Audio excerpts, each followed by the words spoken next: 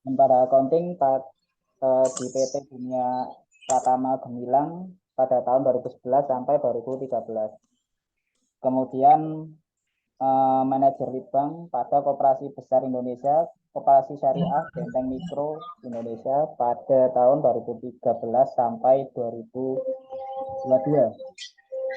Kemudian untuk pekerjaan beliau saat ini menjadi mahasiswa pasca sarjana doktoral akuntansi, kemudian ketua UMKM Kecamatan Balaraja, owner bisnis Batik Lokar Tangerang Batik Balaraja, pendamping koperasi modern 2023. Di sini juga ada beberapa prestasi yang beliau dapatkan. Kemudian mungkin tanpa menunggu lama, mungkin akan saya persilahkan Bu Andini untuk menyampaikan materi-materi di malam hari ini. Untuk Bu Andini, saya persilahkan. Baik, Assalamualaikum warahmatullahi wabarakatuh. Terima kasih Pak Julianus tadi selaku moderator. Yang kita hormati bersama Bu Francisca selaku ketua dan juga Pak Agus Hermanto, tim yang mengadakan kegiatan kita pada hari. Mungkin langsung saja ya saya share screen ya Pak. Mohon maaf sebelumnya, apakah suara saya sudah jelas? Sudah, Ibu. Oh, oke, siap. Siap, sebentar.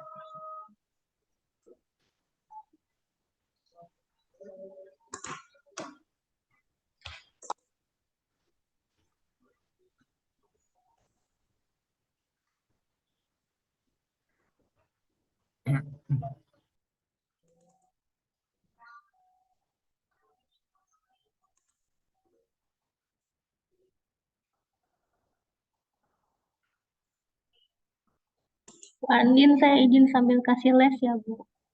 Iya, siap.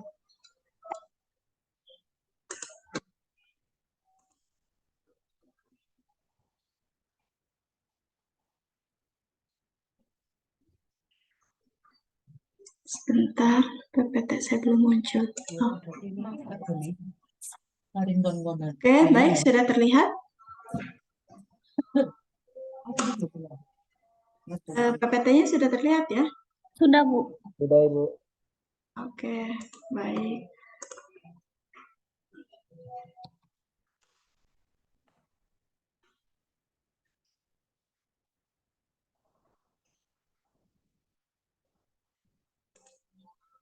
Sebentar.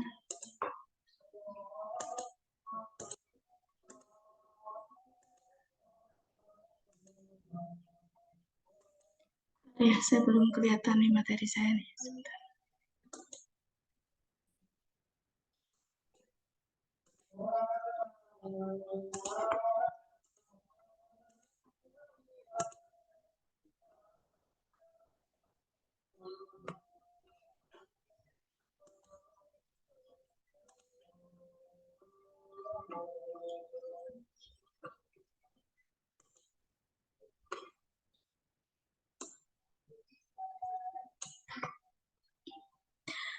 Baik, langsung saja. Kebetulan terima kasih sebelumnya kesempatan pada malam hari ini saya bisa share ke teman-teman. Jadi konsepnya mungkin diskusi ya, karena saya yakin teman-teman juga yang ada di sini para pegiat koperasi yang memang banyak juga mungkin kalau secara pengalaman bisa lebih bisa lebih lama dibandingkan saya gitu ya Pak. Nah, kebetulan memang saya terakhir itu di koperasi cabang kami waktu itu 100 cabang dan memang sudah pakai sistem semua. Jadi kalau misalnya kita jurnal itu laporan keuangan langsung jadi gitu. Nah, hari ini kita bahas tentang akuntansi koperasi. Kebetulan memang saya sekarang lagi mengambil doktoral akuntansi di Untirta.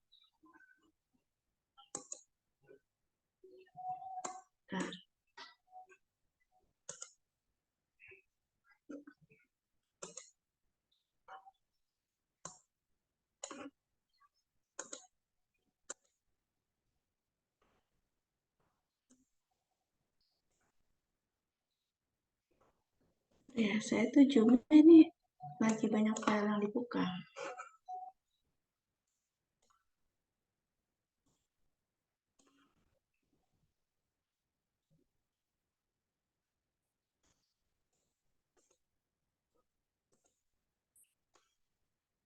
Oke, ini adalah CV saya. Kebetulan saya memang sekarang lagi disibukkan menjadi pendamping Koperasi Modern 2023.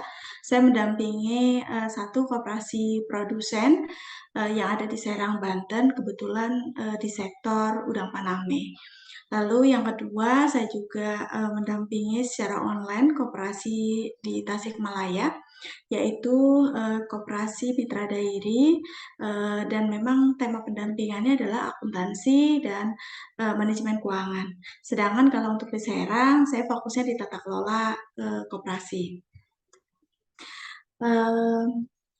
Nah, kebetulan selain bekerja, kemarin itu saya memang tertarik di dunia koperasi itu bukan hanya untuk mempelajari akuntansinya, tapi saya mencoba menggali riset tentang riset tentang koperasi, di mana memang kalau bukan kita gitu ya, kalau bukan kita pegiat koperasi yang mau meriset tentang koperasi, bahkan sampai ingin membawa ke jurnal internasional Scopus, kayaknya apa ya, kayak sebuah tantangan yang luar biasa, termasuk koperasi juga menjadi main riset saya sekarang.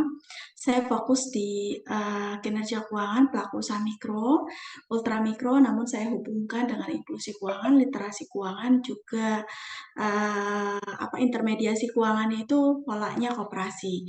Jadi memang koperasi ini sangat menarik, teman-teman. Jadi kalau kita bicara koperasi itu kayaknya gak selesai, bahkan di grup aja kalau udah diskusi satu tema tentang koperasi itu berbagai pendapat muncul gitu. Lanjut. Nah, jadi apa sih sebenarnya akuntansi koperasi? Mungkin kalau kita bicara dunia akuntansi hampir sama sebenarnya dengan akuntansi perusahaan. Nah, cuman kita spesifikin lagi bahwa akuntansi koperasi itu lebih kepada sistem pencatatan, sistematis transaksi-transaksi keuangan koperasi. Ini juga dapat menggambarkan tata kelola koperasi yang baik, ya sesuai dengan prinsip dan jati diri perkoperasian Indonesia. Di mana kita tahu untuk akuntansi ini sendiri bukan hanya pelaporan, tapi kita juga sangat membutuhkan ketika kita mau menilai seberapa sehat sih koperasi kita, atau apakah kebijakan-kebijakan yang sudah kita ambil gitu ya dalam sebuah koperasi itu apakah sudah tepat. Nah, baiknya pengurus, pengelola, dan harus memang sudah memahami siklus akuntansi secara lebih menyeluruh, karena memang kalau kita bicara ilmu akuntansi itu salah satu tujuannya adalah untuk pengambilan keputusan yang tepat, untuk analisis, bahkan menjadi panduan ketika kita mau melakukan rencana kerja dalam 1 tahun, atau bahkan rencana strategis koperasi di 5 tahun yang akan datang. Bu Andini, mohon maaf menginstruksi. Ya. Ini bisa di slideshow aja mungkin itu. Jadi biar nanti pesertanya terlihat jelas. Kenapa, Pak? Di slideshow-nya diaktifkan Ibu. Jadi ini bisa full screen. Oh, oke. presentasinya. Iya, ini saya dari tadi tuh nyari ininya, Pak. Baik, Di baik. pojok kanan ini Bu, sebelahnya ini scroll zoom ini. Di Oh, ini bawah, scroll zoom ya. Baik. di bawah ini ada scroll zoom di Bentar. yang sebelahnya notes. EndNote, ya. New share. Notes sebelahnya itu ada 4 icon itu. Jadi atau ini langsung tekan F5 aja itu. Oke. Ya. F5 dia busy screen only, duplicate.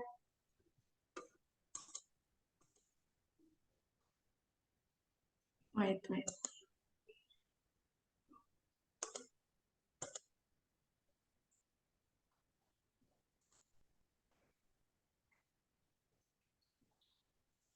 Jadi kelihatan cuma dikit ya, Pak? Iya, coba ini Bu, Ya, tombol Bu FM Andin yang masih ditahan. setengah. Coba di full screen. Full screen ya. Ini Ya, sebenarnya udah full screen di saya nih. tapi tempat kita masih setengah, Bu. Oke, Ini oke. lagi F4. Oh, itu ada menu slideshow atas sendiri, Ya, sebelahnya F4. record slideshow. Slideshow, sebelahnya record. Menu atas itu ada file, home, insert, draw, design, transition, animation, slideshow. Nah, itu slideshow ditekan, Bu. Kiri-kiri, Bu. Kiri, mouse-nya di kiri kan? Kiri-kiri, terus kiri lagi. Oke. Nah, itu slideshow itu. Oke. Slideshow. Wait. Ya, itu. Ini Nah, itu memang terus menu from beginning, Bu. Ke kiri so. sekali, ke kiri sekali, Bu. Kiri sekali, from beginning. Oke, Nah, bentar. ya. Sudah? Ya, Sudah, Bu. Oke. Oh, Makasih, Bu. sudah. Oke, saya yang mohon maaf. Tadi itu karena terlalu banyak file yang dibuka. Lagi banyak ini apa file yang dibuka. Mohon maaf, mungkin saya lanjut ya. ya Ibu. Ya.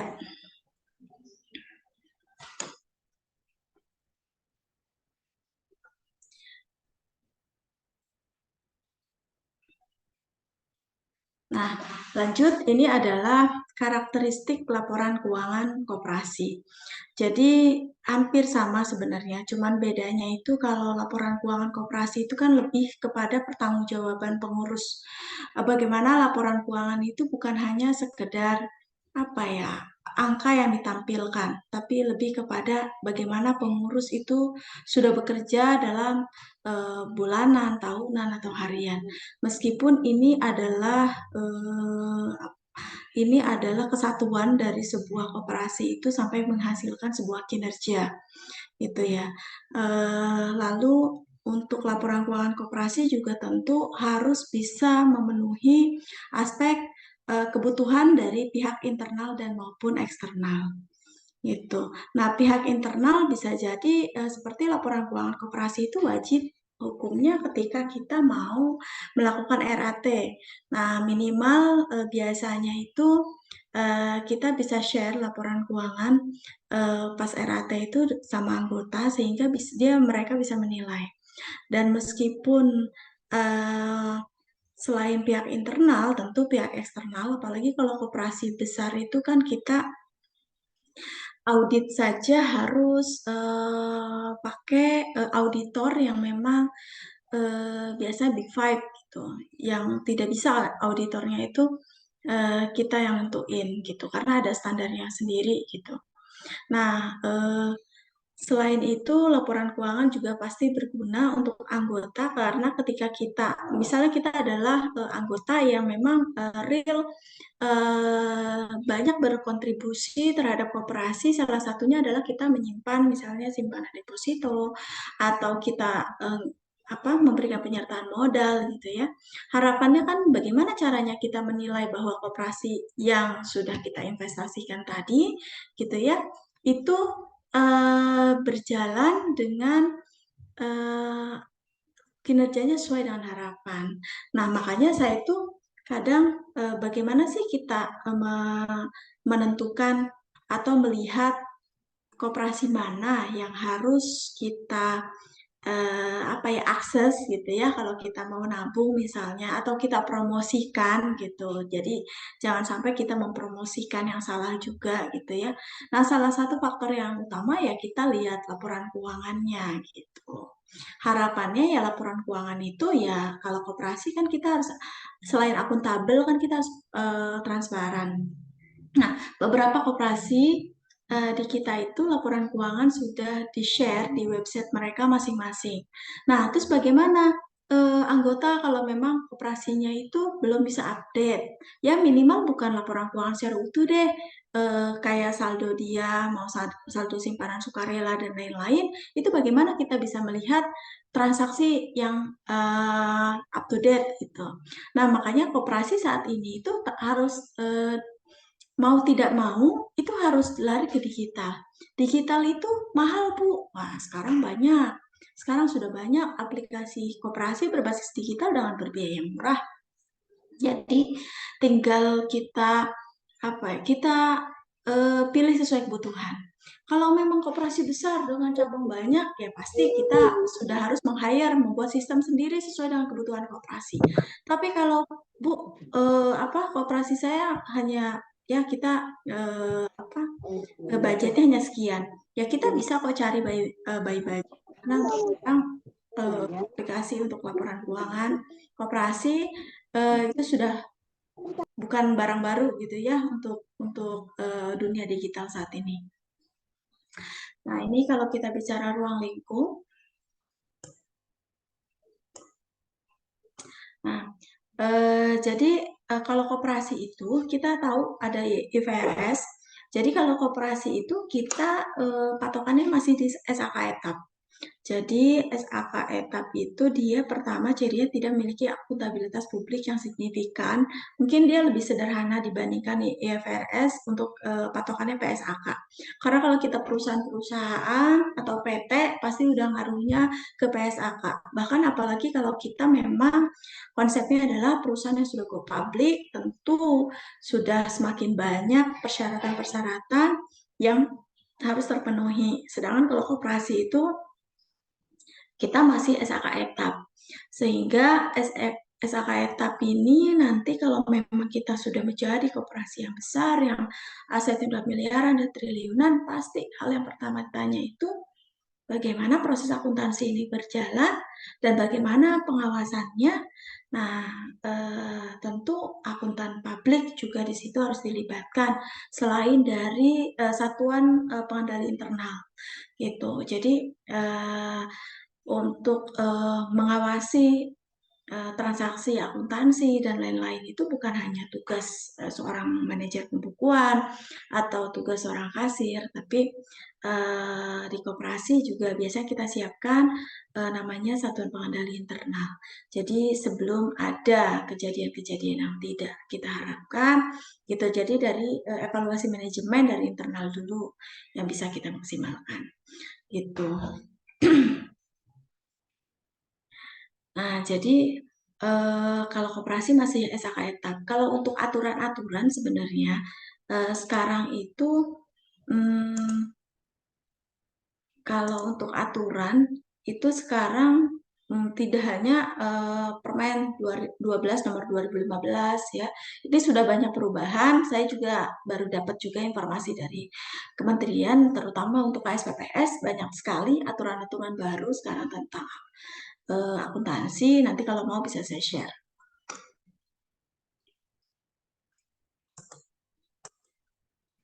Nah, ini adalah perbedaan secara umum ya.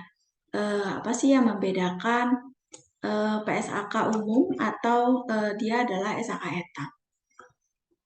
Nah, materi ini juga nanti akan saya share. Secara komponen ini sama ya. Tetap ada 5. Cuman mungkin kalau untuk SAK umum dia lebih kompleks ya. Kalau untuk laporan keuangan koperasi itu kita seperti kita kenal itu tinggal neraca, laporan laba rugi, laporan perubahan modal, arus kas, dan catatan atas laporan keuangan. Lalu kalau misalnya terdapat pertanggungjawaban, tentu kalau koperasi kan kita untuk mengurus pertanggungjawabannya itu kepada anggota. Pencatatan dasarnya aktual sama ya dengan PSAK. Prinsipnya going concern sama juga. Nah, cuman bedanya itu SAK etap lebih sederhana. Karena SAK etap juga digunakan untuk perusahaan-perusahaan yang memang masih skalanya masih skala kecil gitu. Jadi dibuat lebih sederhana.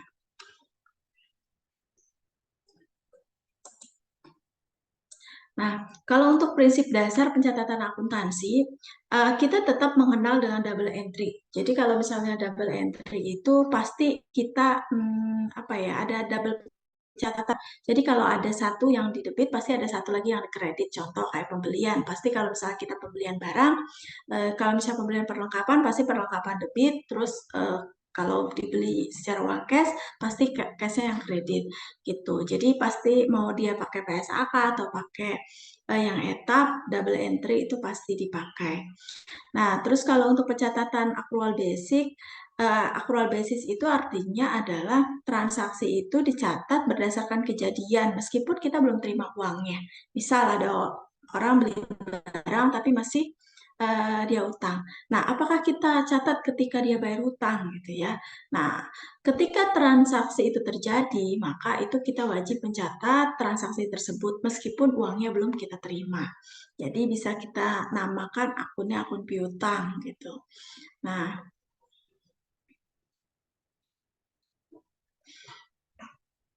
ini adalah selanjutnya, ini adalah 10 ya ketentuan syarat ya. Apa yang harus dipenuhi informasi tersebut. Yang pertama, laporan keuangan itu harus bisa dipahami. Jadi buat apa laporan keuangan yang bagus gitu, covernya segala macam, tapi kita bacanya aja sulit gitu, atau sengaja dibuat sulit untuk dipahami, itu jangan, karena informasi laporan keuangan itu ya kalau bisa dibuat dengan bahasa yang bisa kita pahami atau memang yang sering dipakai gitu. Kedua, relevan. 3, materialistis, artinya sesuai dengan materinya gitu. Lalu harus andal. Terus substansinya itu harus mengungguli bentuk, artinya ya sesuai dengan substansi. Kalau memang meskipun kalau memang yang mahal ya sesuai dengan nilainya mahal, walaupun secara ya.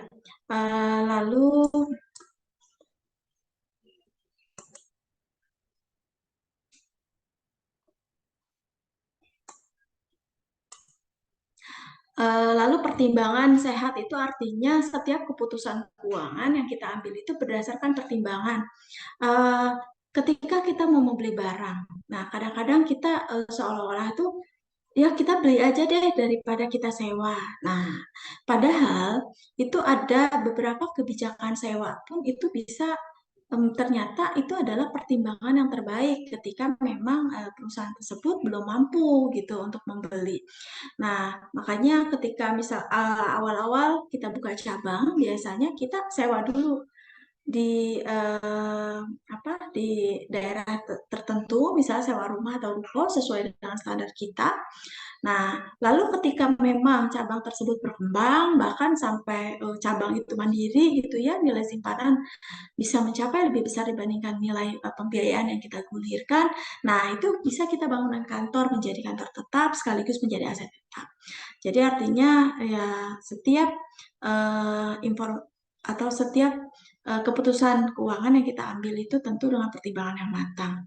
Lalu harus lengkap. Jadi kalau dari bukti transaksi nggak bisa tuh bukti transaksinya itu nggak selesai atau harusnya sudah terbayar tapi masih dalam bentuk invoice, harusnya kan sudah dalam bentuk bukti keluar kas ataupun kwitansi gitu.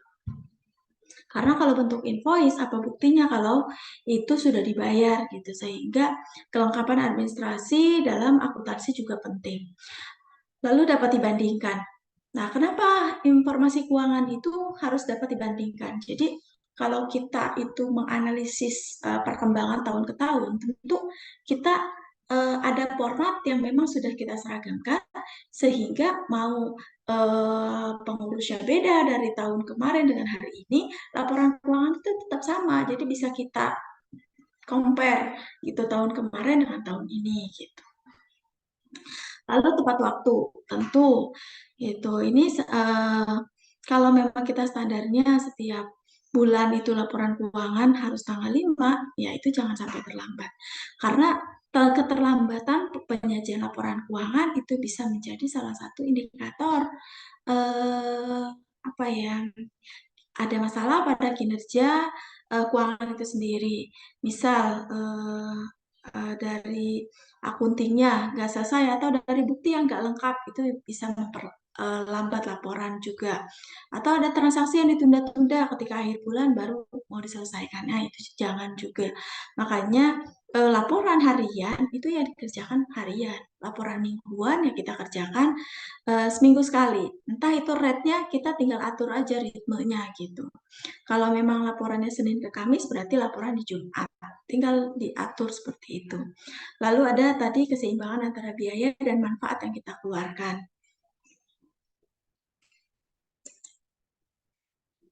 Nah,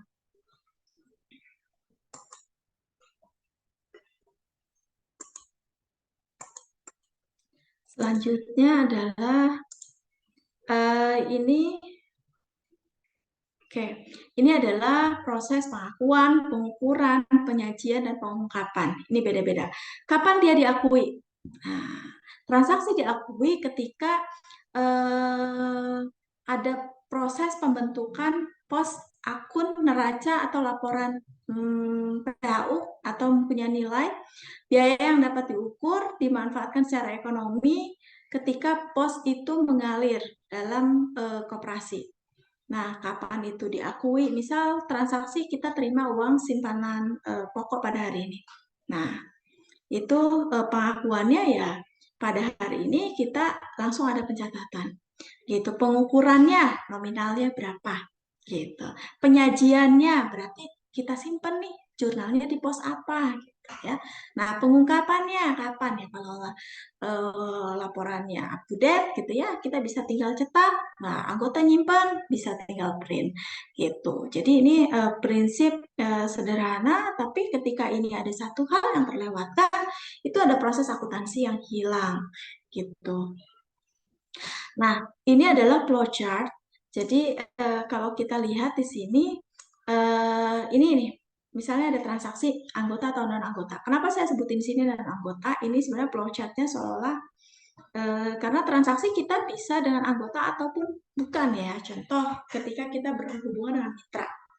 Dengan mitra kerja, tentu kalau kita dengan mitra kerja, ya harapannya mitra kerja tersebut kita rekrut menjadi anggota. Tapi kalau misalnya kita usahanya kayak koperasi konsumen, yang siapa saja boleh beli gitu ya, orang lewat beli ya itu nggak apa-apa juga. Gitu. Ketika ada transaksi, pasti ada bukti transaksi yang dikeluarkan. Lalu ke jurnal, buku besar, neraca saldo, nanti ada penyesuaian-penyesuaian sebelum kita neraca saldo penyesuaian, lalu ke lalu ke jurnal lagi, nah akan memunculkan laporan keuangan. Nah, tapi teman-teman, flowchart ini sebenarnya bisa putus untuk saat ini, gitu. Jadi kadang-kadang kita tidak perlu lagi melewati semua alur yang ada di sini, gitu ya. Karena dengan dunia teknologi ya, dengan digital accounting untuk saat ini pakai sistem gitu ya, sistem keuangan itu si kasir atau kan petugas itu udah cuma tinggal input aja pembelian ini debit kredit udah selesai gitu. Jadi karena mereka sudah pakai sistem sudah bisa masuk ke pos masing-masing. Mana yang akan mengubah neraca, mana yang akan mengubah PHU gitu. Jadi namun secara logika berpikir gitu ya, kita sebagai pengelola koperasi, pengurus koperasi, pengawas koperasi ini harus paham juga terkait kemana transaksi sampai ke output laporan keuangan yang akan dihasilkan.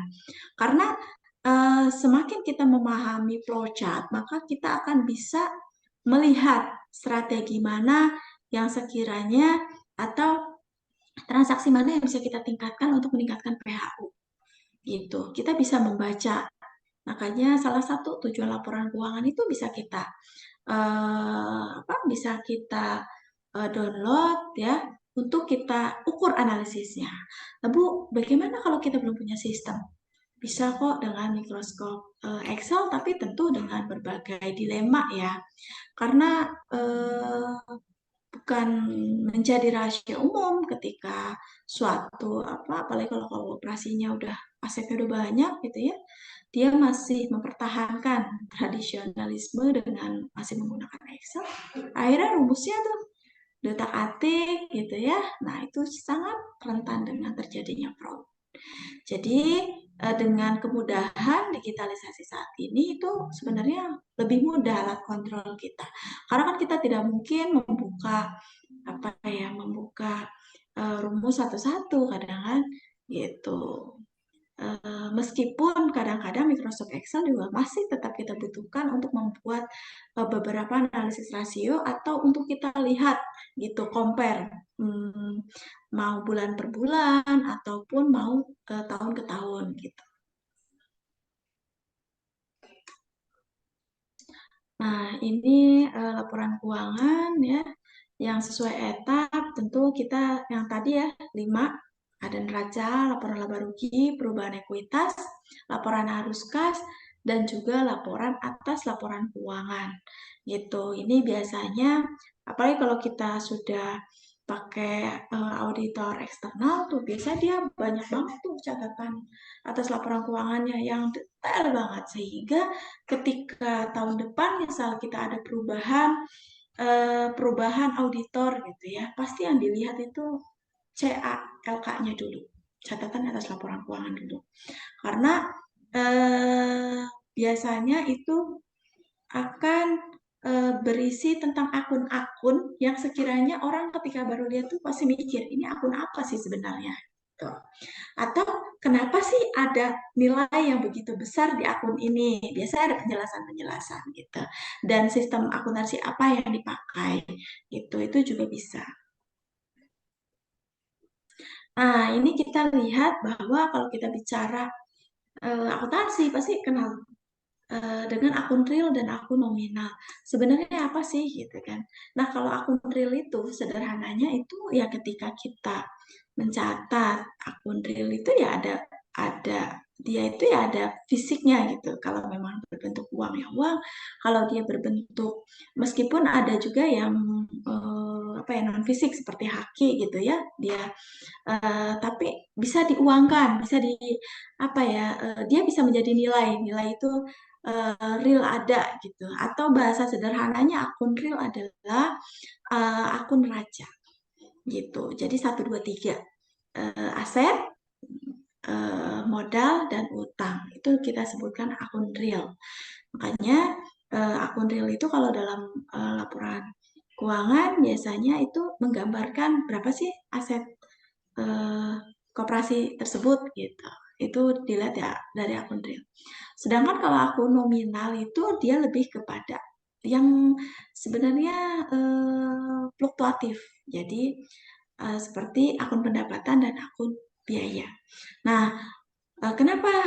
Karena ketika misalnya pendapatan sudah dikurangi biaya, udah memunculkan PHU, karena PHU-nya muncul menjadi penambahan modal, sehingga ketika di awal tahun pasti akun nominal itu kembali ke 0. Gitu. Sedangkan akun real mau awal tahun pasti punya saldo.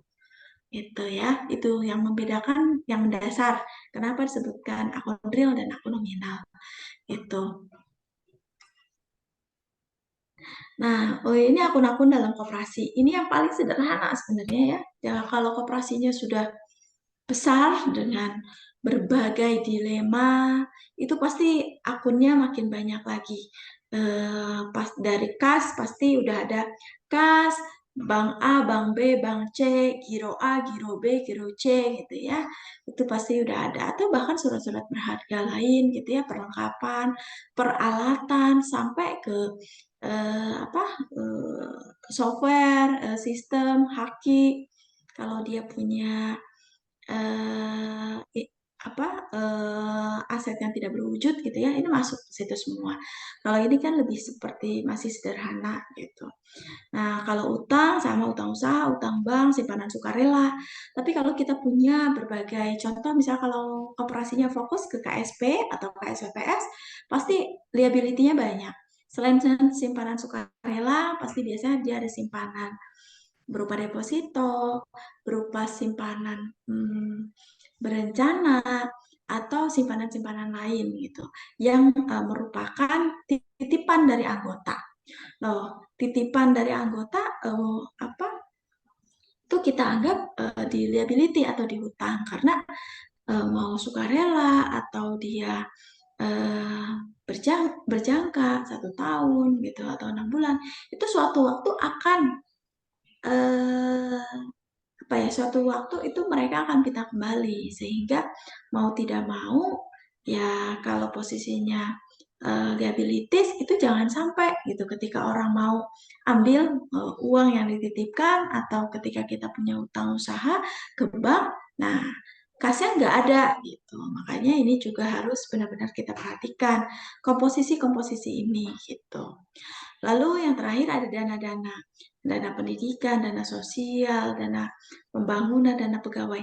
Nah, dana-dana ini biasanya kita dapatkan dari ketika koperasi sudah ada untung, biasanya ada persentasi tertentu yang masuk ke dana-dana tersebut gitu. Contoh misal koperasi SAU-nya 1 miliar. Nah, 10% misalnya untuk dana pendidikan karyawan gitu, atau dana pendidikan anggota. Nah, ini juga bisa kita simpan menjadi liabilitas karena itu akan menjadi kewajiban kita dan kita wajib mengeluarkan gitu. Lalu selanjutnya ada modal. Nah, di sini kalau kita bicara modal, ya. Nah, ini ada modal. Modal itu bisa terdiri dari simpanan pokok, wajib, sumbangan, penyertaan atau cadangan. Gitu. Nah, untuk pendapatan ini sederhananya ya pendapatan dari partisipasi bruto, neto, atau pendapatan non anggota kalau memang kita punya bisnis lain. Atau ada juga di sini biasanya pendapatan lain-lain. Lalu kalau beban juga banyak, tentu disesuaikan dengan kebutuhan koperasi. Karena untuk akun-akun ini sangat fleksibel gitu. Untuk penomoran pun ada yang 1 aset, 2 utang, 3 modal gitu ya, 4 pendapatan, 5 beban. Ada juga sampai 6 gitu. Nggak ada masalah selama tidak terlalu nggak mungkin juga aset tiba-tiba ada di nomor 5 gitu ya. Nah, jadi yang penting secara aturan kita tidak menyalahi susunan-susunan ini karena ini sudah dibakukan gitu. Nah, apalagi salah satu prinsip laporan keuangan tadi kan harus bisa dapat dibandingkan. Jadi jangan sampai ketika pergantian pengurus gitu ya, kadang-kadang ada akun yang tiba-tiba ya kalau sesuai kebutuhan ada akun baru nggak apa-apa gitu. Tapi ada juga penyesuaian-penyesuaian. Misal tadinya akun A dengan akun B itu satu. Ternyata ketika sudah banyak itu transaksinya akhirnya dipisah. Itu lebih bagus gitu karena kita yang tahu tuh semakin banyak atau apa sih transaksi yang sering terjadi. Nah, itu juga yang perlu kita buatkan akun khusus karena itu akan memudahkan kita ketika kita mau mengkontrol transaksi tersebut. Nah, ini contoh-contoh ya untuk jenis transaksi koperasi ke anggota.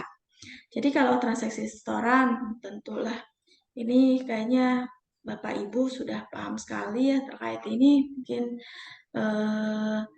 ya transaksi setoran, terus pelayanan, apalagi kalau kita misalkan SPPS, penyaluran anggota, penyaluran uang, lalu mereka bayar, itu kan dalam 1 hari itu pasti banyak banget. Gitu, ada yang nyimpen, ada yang ambil gitu, belum kasir, belanja ini, belanja itu gitu ya. Tentu banyak gitu. Nah, koperasi non anggota bisa penjualan barang atau kita juga bisa kayak beli peralatan kantor gitu atau beli perlengkapan atau kita kerjasama dengan mitra bisa membangun kantor gitu. Nah, itu juga bisa menjadi sebuah transaksi. Nah, ini adalah tadi transaksi-transaksi yang sehari-hari bisa kita temukan. Meskipun case-nya pasti setiap koperasi itu berbeda ya. Koperasi produsen seperti apa, koperasi konsumen seperti apa, koperasi jasa, koperasi simpan pinjam, atau koperasi KSPPS gitu ya, pasti berbeda. Tapi meskipun dengan jenis usaha yang berbeda, secara akuntansi itu ruhnya itu tetap sama.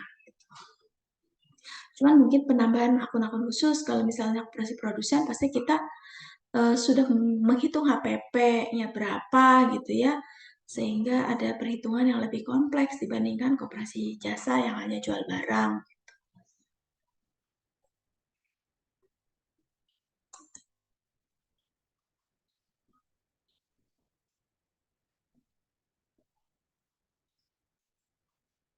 Oke, nah ini selanjutnya adalah komponen-komponen ekuitas. Jadi kalau kita bicara ekuitas itu terdiri dari apa saja sih ekuitas koperasi? Pertama pasti simpanan pokok. Simpanan pokok ini adalah yang menentukan bahwa seseorang itu masuk menjadi anggota koperasi. Gitu. Meskipun simpanan pokok itu pasti tidak bisa diambil selama dia masih menjadi anggota. Nah, sekarang ini kan fenomena untuk simpanan pokok banyak koperasi-koperasi baru itu gak apa-apa deh simpanan pokok murah saja. Ada yang hanya 10.000, ada yang 20.000 untuk memikat gitu bahwa siapapun bisa menjadi anggota koperasi. Atau kalau kita memang punya strategi lain ya simpanan pokok misalnya minimal 500.000 nggak apa-apa selama itu sudah kita tentukan di anggaran dasar gitu. Lalu simpanan wajib. Untuk simpanan wajib itu sifatnya ada yang bulanan, ada yang ketika mereka akses pembiayaan saja, nah itu tinggal diatur saja gitu kebijakannya gitu. Biasanya ada di AD, di ART ataupun Persus. Kita kuatkan gitu sesuai kebutuhan koperasi. Nah, terus kalau misalnya ada hibah gitu ya, nah ini juga masuk ke modal gitu. Seperti kemarin saya mendampingi koperasi susu ya, itu dia juga menerima hibah berupa peralatan atau lebih ke mesin produksi susu ya yang nilainya miliaran gitu dari pemerintah Jerman ke Tasik lalu ke koperasi. Nah itu bisa menjadi bisa menambah gitu ekuitas makanya koperasinya akhirnya modalnya ekuitasnya menjadi tinggi gitu. Nah kalau untuk hibah sendiri ya kalau untuk hibah ya tidak semua koperasi juga ada dana hibah itu tergantung bagaimana kita transaksi ini terjadi atau tidak tapi biasanya akunnya tetap kita siapkan.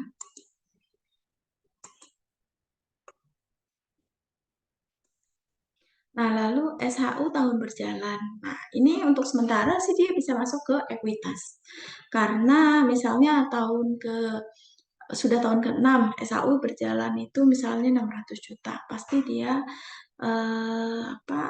pasti bisa menjadi modal koperasi untuk menunjang modal kerja koperasi tersebut. Gitu. Nah, dana cadangan. Nah, dana-dana cadangan ini yang tadi kita bilang bisa kalau ketika kita koperasinya untung, jangan lupa gitu. Harus wajib mencadangkan sesuai dengan apa yang tercantum di AD atau di ART. Biasanya dana cadangan itu sekitar 20% dari keuntungan. Nah, ini sangat berguna sekali gitu ya untuk dana cadangan koperasi selain untuk pengembangan koperasi ke depan gitu. Jadi cadangan ini kan menjadi ekuitas koperasi yang tidak perlu dibagikan ke anggota gitu ya. Untuk pengembangan koperasi kalau koperasi mau buka cabang lagi gitu atau koperasi mau berinvestasi mau bangun gedung sendiri, nah bisa gitu. Nah, dari setiap transaksi dari koperasi pasti ujung-ujungnya itu adalah yang kita harapkan adalah SHU. Berapa sih SHU-nya gitu. Karena kadang-kadang kalau menjadi pengurus tuh pasti kita sangat sangat fokus gitu ya. SHU-nya berapa sih, labanya berapa sih gitu. Karena tentu kita punya pertanggungjawaban. Jadi jangan sampai harapannya kan SHU itu setiap tahun meningkat. Gitu. SHU, walaupun misalnya SHU-nya tidak meningkat karena ada pembukaan cabang baru gitu ya, masih banyak biaya. Nah itu sih selama kegiatan itu nanti hanya secara prospek bisnis itu akan menguntungkan gitu ya, gak apa-apa gitu. Anggaplah ya SHU ini bisa nanti kita terima di 2 tahun, 3 tahun ke depan gitu. Nah, tapi tentunya ini yang harus kita pahami juga. Jadi, kenapa kita setiap tahun itu harus menganalisis gitu. Kita laba sampai bulan ini berapa sih? Apalagi ketika bulan depan itu udah mulai ada tunjangan hari raya, misal untuk para karyawan. Tentu gitu kan akan mempengaruhi karena yang tadinya misalnya SAU-nya udah gede, tiba-tiba kan berkurang gitu ya. Tapi sebenarnya kalau akhir di periode akuntansinya gitu di Desember bisa kita kejar ya. Yang penting kan nilai akhirnya meskipun di kemarin-kemarin udah kita cicil gitu. Jadi rencana laba itu bisa kita split kan gitu. Saya cabang ini rencana atau proyeksi laba di bulanan ini tuh berapa sih gitu. Ya minimal kita jangan jauh karena kalau kita bicara secara global gitu ya. Nah, tentu kita harus split gitu. Makanya kalau kita punya rencana kerja atau laporan gitu ya, tidak langsung ke konsolidasi, tapi pasti cabang per cabang itu ada. Atau unit-unit bisnis lain ada gitu. Jadi kalau memang kita banyak unit usahanya itu bisa. Nah, per unit usaha itu bisa kita evaluasi gitu. Nanti kita bisa lihat akun mana yang sekiranya ternyata banyak transaksi yang tidak produktif gitu. Nah, itu bisa kelihatan. Nah, ini metode pembagian SAU, ya ini juga sebenarnya sudah tercantum di anggaran dasar, di anggaran rumah tangga, atau kita bisa buatin versus khusus gitu ya untuk ini, apabila ada perubahan gitu. Nah, ini contoh-contoh transaksi ya. Misalnya koperasi membuka toko, menjual barang gitu ya. Nah, ini penjualan kepada anggota sekian, penjualan dan anggota ceritanya ini koperasi konsumen misal. Nah, SHU dari anggota 148 juta, SHU non anggota 62 juta. Nah, apakah gitu anggota juga yang SHU non anggota itu wajib dibagikan juga gitu? Ya tentu karena itu berkontribusi terhadap SHU keseluruhan. Sehingga kalau kita ukur berapa sih SHU tahun ini, kita kan nggak pisahin. Oh, SHU-nya 1 miliar misal. Nah, dari SHU 1 miliar lah yang akan kita split lagi sesuai dengan apa-apa yang tercantum di anggaran dasar gitu. Contoh misalnya di sini, oh anggota 50%, cadangan koperasi 10%, dana pengurus 10%, dana karyawan 10%, dana pendidikan 10%, dana pembangunan, dana sosial 5%. Dan angka ini tentu tidak harus seperti ini gitu ya, yang penting diatur di anggaran dasarnya seperti apa, atau kalau memang ada perubahan ya silahkan dirapatkan gitu ya, komposisinya seperti apa. Misal Bu tidak bisa untuk dana karyawan 10% karena ternyata karyawannya jumlahnya udah banyak banget gitu kan.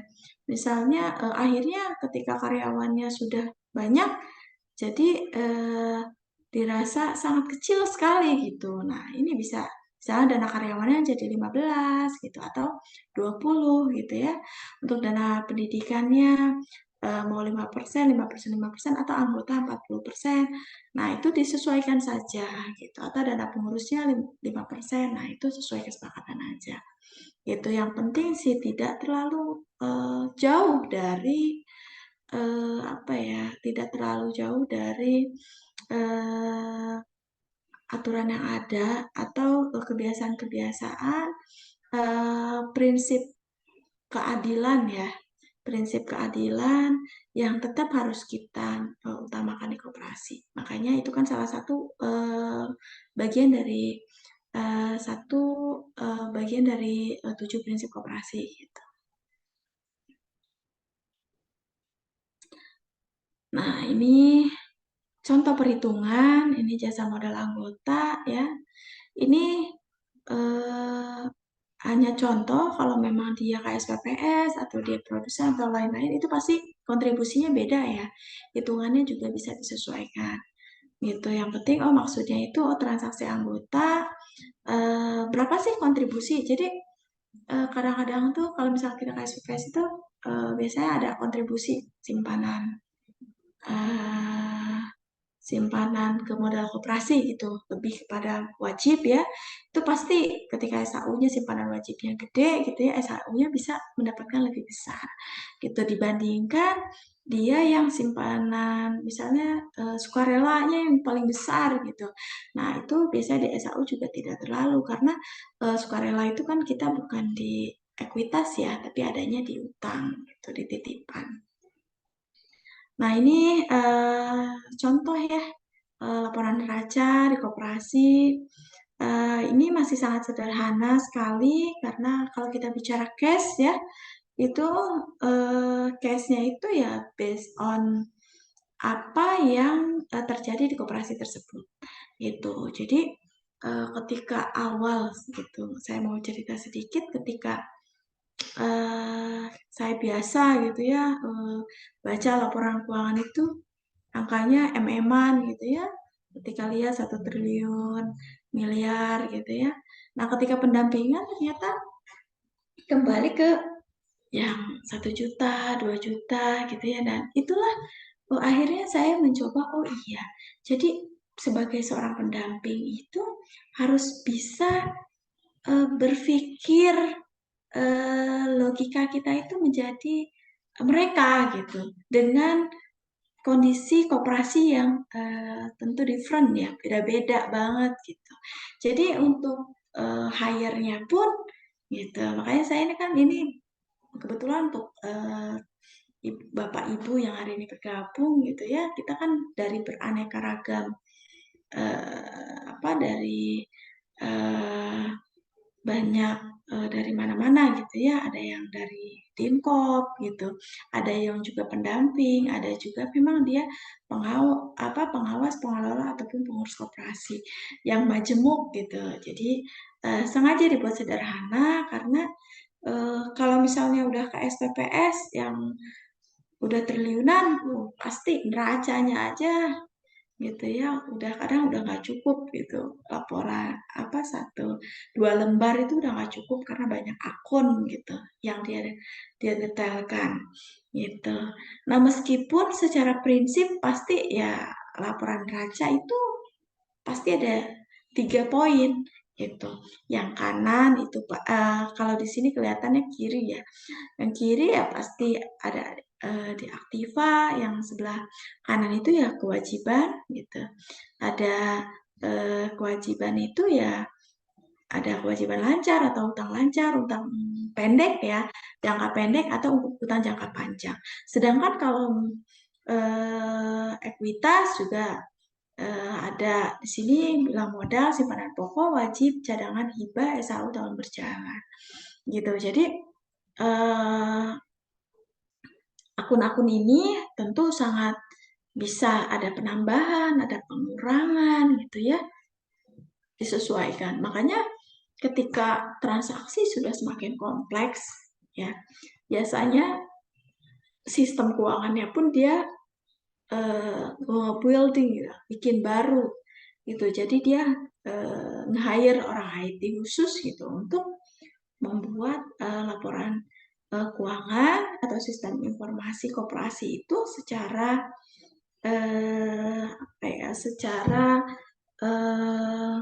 detail gitu dan dia biasanya berhubungan dengan berbagai divisi gitu. Jadi bukan hanya laporan keuangan gitu. Jadi lebih kompleks untuk analisis manajemennya juga ada, untuk perhitungan KPI per karyawan juga bisa muncul gitu, sehingga bisa muncul bonus atau kelihatan juga cabang-cabang mana yang sekiranya ada trouble di misal NPL-nya lebih besar dibandingkan rata-rata. Nah, itu bisa kita setting gitu. Misalnya ketika kita buka di kolom NPL nanti ada cabang-cabang tertentu itu nge-warning gitu. ini udah lebih dari sekian nih gitu kan. Nah, termasuk ketika kasir, jangan sampai lupa untuk bayar kewajiban, misal bayar mobil, ada cicilan mobil, sewa kantor segala macam. Itu dia ada not khusus gitu. 3 hari lagi jatuh tempo atau apa, kita bisa setting alarm-alarm kewajiban-kewajiban itu sehingga apa ya, sehingga transaksi itu menjadi efisien dan efektif. Kan kita tidak perlulah bayar denda selama kita mampu gitu ya. Gitu. Denda keterlambatan itu kan bagian dari apa ya? Bisa kalau bukan kesengajaan itu kan bagian dari kelalaian gitu. Ya. Nah, itu. Dan ini juga PHU. Nah, PHU tentulah pendapatan dikurangi biaya, gedean mana? Kalau gedean pendapatan pasti untung, kalau gedean biaya pasti rugi. Udah sederhananya itu aja. Gitu. Makanya kalau kita bicara akuntansi, coba berpikir ilmu akuntansi itu dari yang sederhana dulu. Gitu. Jadi jangan dibuat aduh ruwet gitu. Kalau udah mikir debit kredit apa sih gitu ya. Gitu. Itu makanya saya kadang suka ingat kalau kita belajar akuntansi dulu gitu ya pakai 5 jari. 5 jari itu apa? Misal kayak ini kan aset ya. Ini yang satu nih, ini aset dan ini aset, ini utang, ini modal, ini pendapatan, ini biaya gitu. Nah, ini 2 nih saya tandain di bawah. Jadi kalau dia bertambah itu pasti debit gitu. Jadi kalau dia mau aset ataupun mau biaya nambah itu dia pasti adanya di debit. Sedangkan kalau utang nambah dia pasti di kredit, ya kan? Gitu. Terus termasuk ekuitas juga kan kalau nambah dia di kredit. Nah ini jadi seolah-olah yang atas nih yang berdiri itu ya utang, modal, pendapatan. Gitu. Sedangkan aset dan biaya itu ada di bawah. Itu kalau kita dulu anak akuntansi gitu diajarkan gimana sih cara kita belajar sederhana debit kredit gitu. Gitu. Termasuk yang tadi yang akun real dan akun nominal itu kan apa sih gitu. Ternyata ketika saya jelasin, ya akun real itu ketika awal tahun pasti ada nilainya kok. Kasnya berapa, banknya berapa. Tapi pendapatan belum dapat dong, gitu. Biaya belum ada dong karena kita mulai dari nol. Gitu. Jadi dia disebut nominal karena aslinya itu hanya akun sementara. Sedangkan akun real gitu, yaitu mau kita minus pun gitu ya ada nilainya. Nah, yang tidak kalah penting adalah kita memahami rasio keuangan. Jadi, kemarin saya lihat beberapa laporan keuangan gitu ya dari koperasi itu dia hanya menunjukkan neraca, PHU, sama perubahan ekuitas gitu ya. Karena CALK kemungkinan nggak buat, tapi ya laporan arus kas itu ada. Atau CALK harusnya sih buat gitu kan, walaupun bisa versi sederhananya koperasi gitu. Karena kadang-kadang ada transaksi yang takutnya ketika ada peralihan orang gitu ya, dia nggak ngerti di akun ini biasanya ada riwayatnya gitu. Jadi sebenarnya itu penting. Jadi informasi akuntansi itu penting banget untuk menolong bagaimana kinerja organisasi itu berjalan dengan baik. Nah, untuk rasio keuangan ini, Bapak Ibu sekalian, jadi rasio keuangan ada berapa sih? Nah, rasio keuangan itu ada 5. Itu tujuannya untuk apa? Jadi kita gimana untuk mengukur apa sih kinerja keuangan kita posisi saat ini, gitu. Likuiditasnya bagaimana, kelancaran. Kadang ada juga orang yang asetnya banyak, tapi dia nggak mampu bayar utang. Gitu. Kenapa?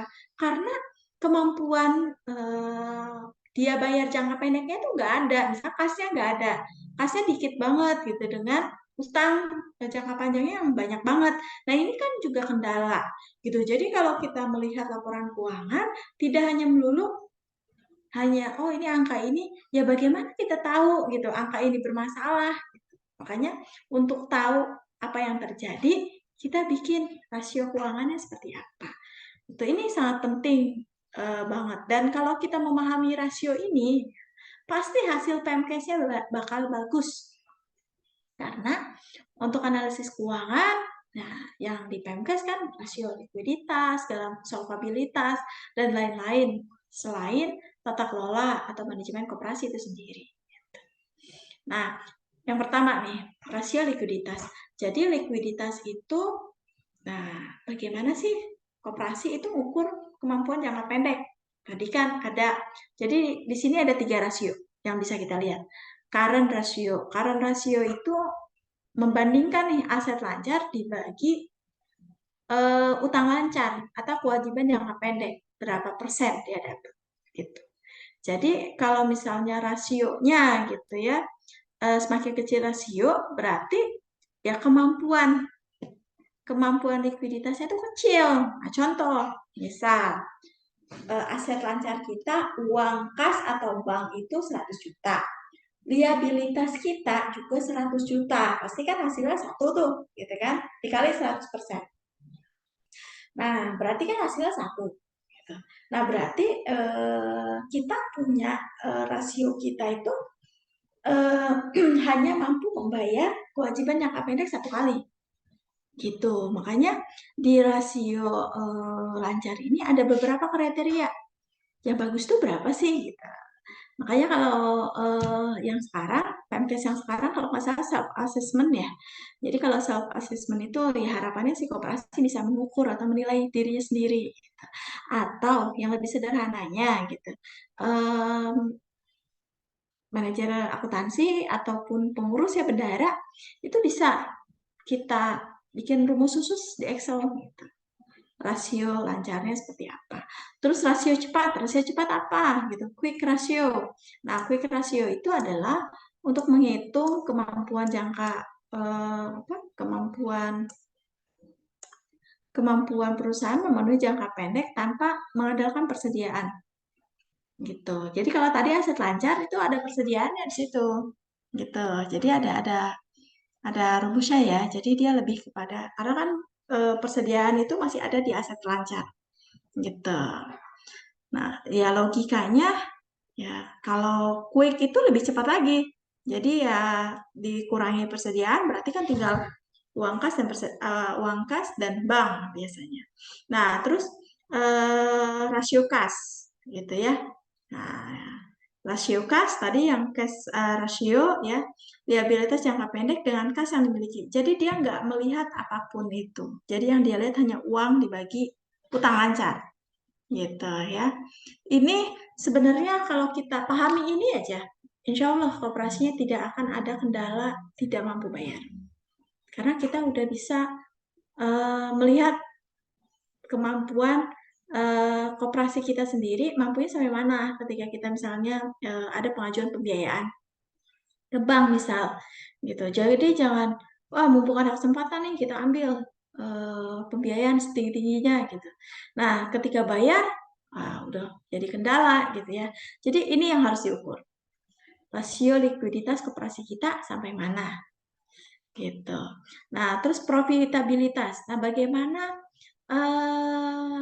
kita bisa mengukur bahwa kegiatan mengukur bahwa koperasi kita itu bisa menghasilkan laba dari kegiatan operasional. Gitu. Rumusnya ada banyak. Di sini ada rasio laba kotor, laba bersih, laba operasi. Ini beda-beda gitu ya. Makanya suka ditanya EBIT-nya berapa? EBIT itu apa sih? Gitu. EBIT itu rasio laba operasi. Nah, lalu pengembangan modal sendirinya berapa? Gitu. Makanya ada ROA, ROE, ROI. Nah, itu. Dan ini kadang-kadang teman-teman, ini sebenarnya bisa kita terapin kok ke diri kita sendiri kalau kita paham rumus ini. Misal, kita mau investasi.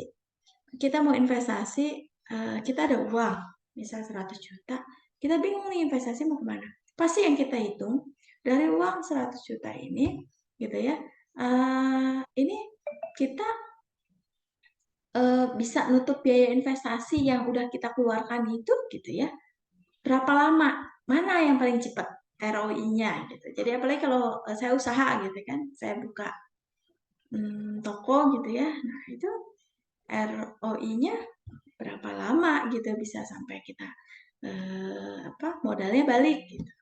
Nah, ini bisa kita hitung karena ini kalau bicara matematika itu kan ilmu pasti, sama dengan akuntansi itu ilmu eksak. Jadi sesuatu yang bisa dihitung lah, bukan sesuatu yang perlu kita pikirin dalam-dalam gitu ya. Itu bagian dari analisisnya aja. Tapi kalau untuk bicara rasio, bicara angka itu tinggal hitung-hitungan aja. Tinggal pakai rumus bagi-bagi ketemu 0,0 sekian. Nanti kita tinggal ukur rasio yang paling baik itu berapa sih nilainya. Nah, itu ada juga nanti. Gitu. Nah, ini ada rasio solvabilitas. Nah, kalau solvabilitas itu mengukur kemampuan koperasi itu untuk memenuhi kewajiban jangka panjang. Nah, ini juga penting karena contoh nih, rasio hutang terhadap ekuitas. Nah, ini yang dilihat ketika gitu ya, ketika hutang jangka panjangnya kita memiliki koperasi ini memiliki hutang jangka panjang yang begitu besar gitu. Nah, ini kan perlu kita pikirkan strateginya, bagaimana gitu kan. Nah, bagaimana untuk bisa membayar itu, melunasi itu, karena fenomena juga ketika secara hutang jangka pendek kita bisa memenuhi itu, tapi untuk jangka panjang, wah jangan-jangan ini tuh hanya cukup untuk kegiatan sekarang-sekarang aja gitu. Nah, itu bisa terlihat dari rumus-rumus ini. Rasio utang terhadap aset. Ini juga penting. Kenapa? Karena sekarang pun misal kita ke SPPS, dibatasin ekuitas kita itu harus punya berapa. Modal sendiri itu kalau tidak salah kita tidak boleh akses pembiayaan lebih dari 40%. Nah, untuk SPPS nih yang terbaru. Kalau lebih dari 40% itu bisa dianggap open loop gitu, atau seperti perusahaan-perusahaan yang harus daftar di bukan hanya pengawasan dari kementerian, harus lewat OJK. Nah, itu menjadi indikator-indikator itu. Jadi kita pelaku koperasi harus tahu juga gitu. Harus mampu menghitung ini. Gitu ya. Jadi rasio ini wajib adanya kita tambahkan di kalau kita masih pakai Excel ya di sheet khusus gitu, dibuat rasio keuangan, atau kalau kita sudah pakai sistem ya lebih mudah lagi ya, sudah tersistem, tinggal kita analisisnya saja gitu ya, ada penurunan kah, ada kenaikan kah, nah itu yang harus kita baca. Jadi jangan sampai informasi yang sudah ada itu tidak kita olah gitu, karena itu bagian dari fungsi kontrol kita juga. Lalu nih ada rasio aktivitas. Rasio aktivitas itu paling banyak. Jadi rasio aktivitas itu ngukur seberapa efektif sih gitu kan koperasi ini gitu dalam menghasilkan sudah efisiensi perusahaan gitu ya untuk untuk koperasi ini sudah seberapa efisiensi gitu. Nah, rasionya ini banyak. Rasio aktivitas, rasio perputaran piutang. Apalagi kalau kita ke SPPS ya, ini penting banget gitu, atau KSP gitu ya. Rasio perputaran piutangnya bagaimana? Perputaran persediaan, misal ini sangat penting ketika, apalagi kalau kita koperasi fokus di konsumen ya, pasti rasio perputaran persediaannya ini bagaimana inventory-nya gitu. Jadi jangan sampai kita beli lagi barang yang nggak laku, itu akan menambah stok aja. Sedangkan untuk barang-barang yang fast gitu ya, turnover-nya itu cepat gitu ya. Harusnya itu yang kita siapin karena ternyata itu yang laku di pasaran. Gitu. Makanya kadang-kadang kita bisa head to head tuh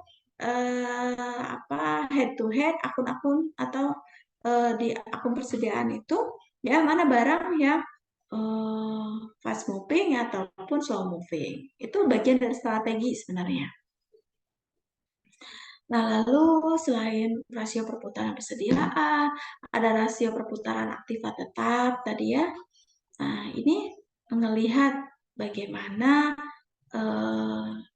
perusahaan ya atau koperasi itu memanfaatkan aktiva tetap itu untuk meningkatkan penjualannya.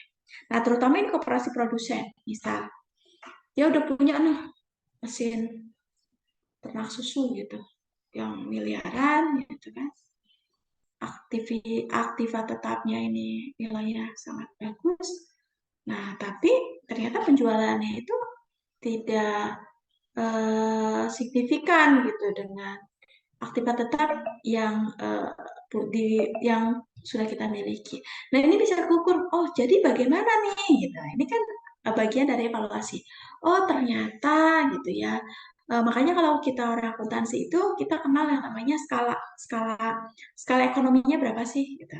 Jadi kalau misalnya contoh, makanya sekarang kalau kita bicara KSPPS, kalau tidak salah, untuk KSP atau KSPPS yang baru itu harus 2 atau 3 miliar gitu ya, syarat pendirian koperasinya, kalau tidak salah gitu ya. Nah, itu sebenarnya bagian dari supaya koperasinya itu ya udah punya modal duluan gitu. Jadi dia tidak, karena kan banyak kasus yang dia lebih kepada hanya menjadi pengempul gitu, penghimpun dana saja gitu. Menghimpun dana lalu koperasinya itu hanya sebagai sebuah kedok gitu ya. Nanti dia berinvestasi ke yang lain, nah ketika rugi kan koperasi yang terdampak gitu. Ini salah satu bagian dari manajemen risiko ya yang ditetapkan oleh kementerian dengan regulasi-regulasi seperti itu gitu. Nah, terus rumus rasio perputaran tadi, perputaran aktiva totalnya berapa? Nah, itu bisa kita lihat. Terus tadi rata tagihan itu lebih ke average collection turnover ya. Jadi lebih apalagi kalau misalnya kita KSPPS kan kita bisa menilai seberapa lancarkah gitu ya anggota kita membayar tagihannya gitu ya. Atau kalau kita koperasi ya disesuaikan dengan kebutuhan koperasinya gitu. Nah, rasio perputaran modal kerja.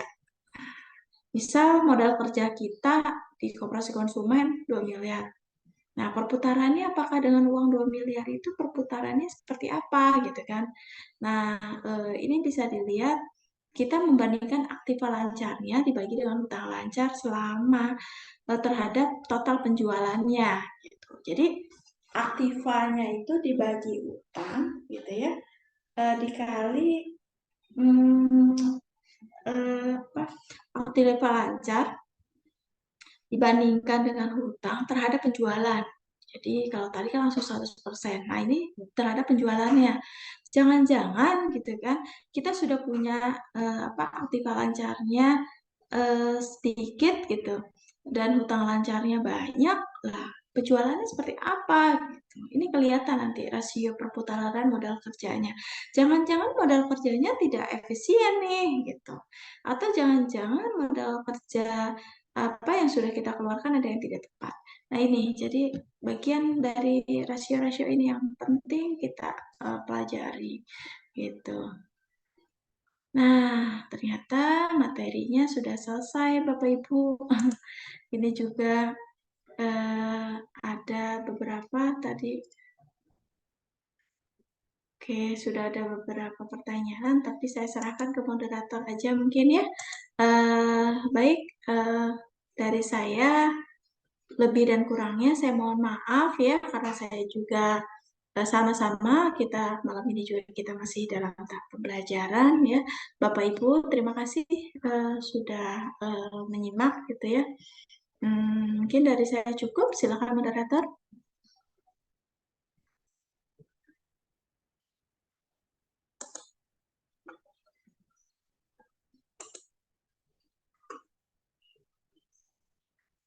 Halo moderator. Baik, terima kasih Ibu telah melakukan penyampaian materi yang sangat luar biasa di malam hari ini. Kemudian di sini ada pertanyaan dari Bapak Hendro. Ini pertanyaan, koperasi saya kan sempat tutup beberapa tahun karena ada permasalahan pengurus yang menggunakan dana dan baru 1 bulan buka. Pertanyaannya satu, bagaimana kita untuk memulai laporan keuangan ya Bu? Kita apakah nyambung dengan laporan keuangan terakhir atau buka baru? Kemudian yang kedua, kita bingung cadangan koperasi perhitungannya berapa sebab dana kan dipakai sama anggota tersebut. Rencana kita buka lagi koperasi buat mengembalikan tabungan anggota secara diisi lewat SHI. Ini mungkin apakah ada solusi dari pertanyaan ini, Ibu Andini? Ya, nah ini dengan Pak Hendro Wahyu Sundoro ya. Bapak punten dari koperasi mana, Pak? Kita Ya, Pak? dari koperasi instansi, Bu, dari TNI di Malang. Oh, oke. Siap-siap, Bapak. Sebentar, saya lihat pertanyaannya tadi di chat ya. Oke, yang pertama, koperasi saya sempat tutup beberapa tahun karena ada permasalahan pengurus yang menggunakan dana. Oke. Dan baru 1 bulan buka lagi. Pertanyaannya, 1, bagaimana kita untuk memulai laporan keuangan? Oke, bagaimana kita untuk memulai laporan keuangannya ya Bu? Kita nyambung dengan laporan keuangan terakhir. Baik, jadi tutupnya berapa tahun Pak? Sempat tutup hampir 3 tahun, Bu. Nah, Oke. terus anjay. Nggak apa-apa. Jadi Kita kan 3 bicara tahun di kita dinamika tutup ya. kan, anjay, karena sebelumnya kita tutup karena pas kita audit ya, emang kesalahan dari pejabat yang lama, harusnya Iya, kan pemegang keuangan itu maksimal 3 tahun harus ganti. Terus nggak iya. tahu mungkin karena ada kong kali kong, pas kita audit ternyata ada ketahuan pemakaian dana itu secara ilegal. Jadi di laporan uang ada sekian, tapi ternyata kenyataan tidak ada, Bu. Akhirnya kita tutup. Kita tutup sementara gimana cara solusi ya, Bu. Nah, ini udah ini deh supaya kembali kan. Pertama kita asetnya yang orang pakai tadi kita tahan. Dia punya Ya. aset. Kita jual, nggak bisa langsung balik kan, Bu ya. Karena nggak bisa Iya, langsung menjual begitu aja untuk mengembalikan. betul. Jadi harus dibuka dulu koperasi. Jadi Betul. kita itu. Nah, ini laporannya, Bu. Ini kita buka Iya. baru atau lanjut, Oke, Bu? Tar. Saya langsung tanya ya, punten ya. Iya, nggak apa-apa, Bu. Ya, jadi koperasinya 3 tahun tidak operasional. Berarti RAT juga enggak ya, Pak? RAT masih? RAT barusan kita buka sebelum kita buka ini terakhir awal Oke, tahun jadi kemarin. kita pengaktifan kembali gitu ya. Koperasi yang sempat kemarin tidak operasional gitu. Nah, bagaimana dengan laporan keuangannya untuk kita mulai? Berarti untuk koperasi kita untuk secara legalitas kita masih pakai legalitas lama ya Pak ya? Masih buka lagi secara legalitas. Cuman Oke, kita tutup sementara. oke. Berarti legalitas masih aktif. NIK juga masih aktif ya Pak? NIK barusan kadaluarsa ini kita mau ngurus, Bu. Oke, ya nggak apa-apa. Jadi memang dinamika ya. Jadi kalau untuk laporan keuangan Pak, ya kalau kita laporan keuangan dengan mau menyambungkan gitu. Punten sebelumnya moderator nggak apa-apa, saya langsung jawab. Ya, tidak apa-apa, Ibu. Langsung. Ya, oke. Jadi, kalau memang laporan keuangan terakhir 3 tahun yang lalu gitu ya. Nah, terus kita akan mau membuka lembaran baru yang sekarang gitu kan. Pasti ada transaksi yang akhirnya apa ya, ketika mau nyambungin ke sekarangnya itu gimana gitu. Benar nggak, Pak? Oke, Bu. Transaksi yang kita sambung ini sementara kan hanya kas, piutang, aset sama modal gitu aja, Bu. Nah, ini kayak kita bingung masalah cadangan koperasi, perhitungan ekuiditas atau apa itu pakai yang lama atau kita buka lembaran Oke, baru, Bu. nah untuk cadangan koperasi, nah cadangan koperasinya itu masih ada kondisinya hari ini. Kosong. Kosong. Ya, Baru buka mungkin lagi ya. Ada pun dalam bentuk hutangnya orang yang pakai duit tadi, Bu. hmm, iya iya karena Gitu, Bu. memang Bingungnya di iya situ. kan kalau kita bicara mau jalur apa ya, jalur tegesnya gitu Pak ya. Ya Iya. harusnya kan ya udah diganti uang biar dana Oke. cadangan ini kan ada Harusnya, gitu kan. harusnya ada, Iya cuman kan? karena nggak ada, karena dalam bentuk aset ini gimana, Bu? Iya, Kan Pak. asetnya orang itu kita sita. Kita udah pakai atas nama koperasi, rencana mau jual, tapi kan mau jual nggak segampang langsung ada terjual dengan sejumlah itu, Ibu. Iya, makanya mungkin kalau saran saya sih, Pak, asetnya ada berapa, Pak, punten koperasinya untuk saat ini? Kalau koperasi kan ada USIPA sama toko. Nah, ini Hmm. asetnya ini aset punya orang yang memakai uang berupa tanah sama rumah, Ibu. Yang Oh, harusnya harusnya uang koperasi, yang tadi buat heeh. cadangan sama punya uang anggota yang dia pakai. Jadi tidak ada, atau dipakai buat apa, intinya pelaku asetnya kita tahan sebagai aset koperasi, ada tanah sama bangunan. Rencana mau kita jual. Iya, Tapi nilainya berapa sementara itu, Pak? sekitar hampir 3 M. Wow. Oke, siap. Eh, J. memang kalau ada kondisi begitu ya Pak, pasti kita kalau orang akuntansi itu mengenal dengan penilaian kembali Pak. J. Jadi nggak apa-apa nanti kalau memang si tanah sama ini menjadi asetnya kita gitu kan. Tapi permasalahannya ketika itu menjadi aset, itu kan aset tetap ya, gitu J, kan. sementara kan aset Nah, tetap, J. aset tetap. Nah, untuk ketika baru ini kan pasti kita butuh untuk aset lancar ini kan kita butuh untuk operasional toh. J. Untuk secara operasional aset lancarnya udah bisa Pak berjalan lancar. Alhamdulillah kita kan buka baru lagi, jadi buka tabungan lagi, Mm, yaitu mm, mm. aset lancarnya, Ibu. Tiap bulan kita kan dapat tabungan anggota berupa tabungan simpanan pokok, dan itu kita pakai buat modal kegiatan.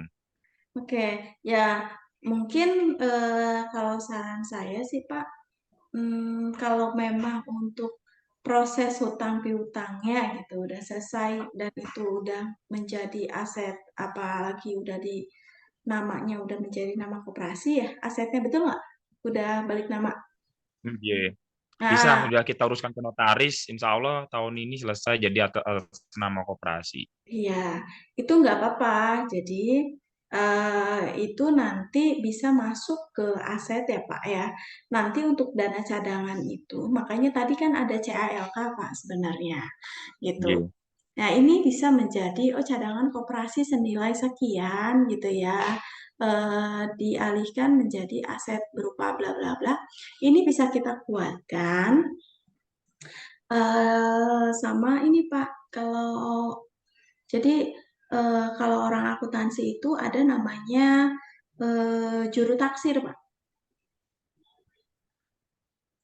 Gitu. Hmm. Nah, nanti entah itu apakah bisa karena selama ini kan saya berkaitannya dengan KAP, Pak ya.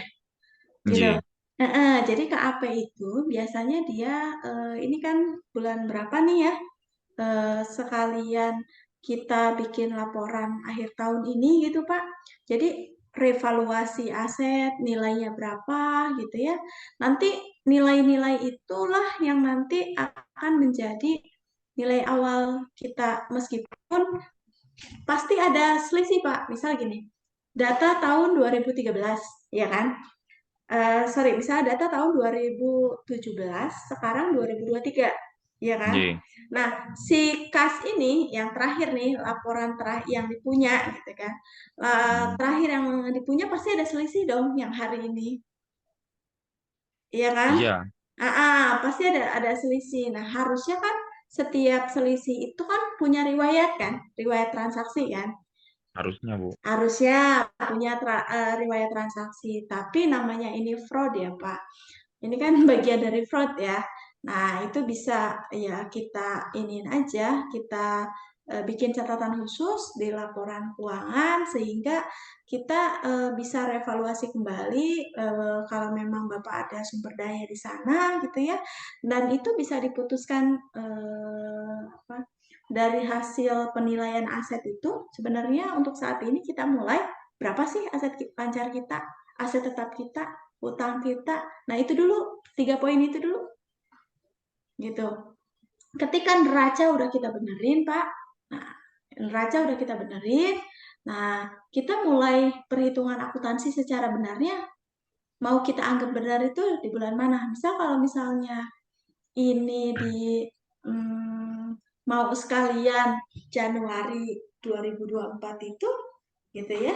Jadi rencananya akhir tahun ini sekalian sak Iya, benerin. sekalian gitu sekarang Pak, mumpung maksudnya ada beberapa poin di akun yang perlu kita buat CALK, didetailin di situ gitu ya. Jadi ketika di bulan Januari 2024 ini adalah sebenar-benarnya itu tadi kondisi keuangan di koperasi yang udah real gitu. Udah tidak ada sangkut pautnya lagi dengan masalah kemarin gitu. Karena jadi jangan sampai ketika yang kemarin kan udah kita hitung-hitungan aset nih. Misal udah ada dia udah bertanggung jawab dengan nilai. Harusnya kan nilai aset pun ketika 3 tahun gitu, itu kan udah ada perubahan tuh Pak. Udah. Nah Naik. itu jadi perlu ada bisa koordinasi dengan KAP mungkin Pak ya, Berarti atau berarti akunting. buat berarti sama Kaprimnya kita koordinasi buat rapat luar biasa dulu ya, Bu ya. Iya, jadi dana cadangan koperasi yang kemarin dialihkan gitu kan berupa aset. Nah sebenarnya sih untuk dana cadangan pun Pak, kadang-kadang kan ketika koperasi itu contoh ketika COVID kan banyak tuh koperasi yang cadangannya pakai. Nggih. Itu ya sebenarnya ya nggak masalah juga selama memang untuk pengembangan koperasi itu sendiri gitu. Apalagi kalau kita pikir, oh iya juga, walaupun dia dana cadangan tapi sudah lari ke pembelian aset nggak ada masalah. Gitu.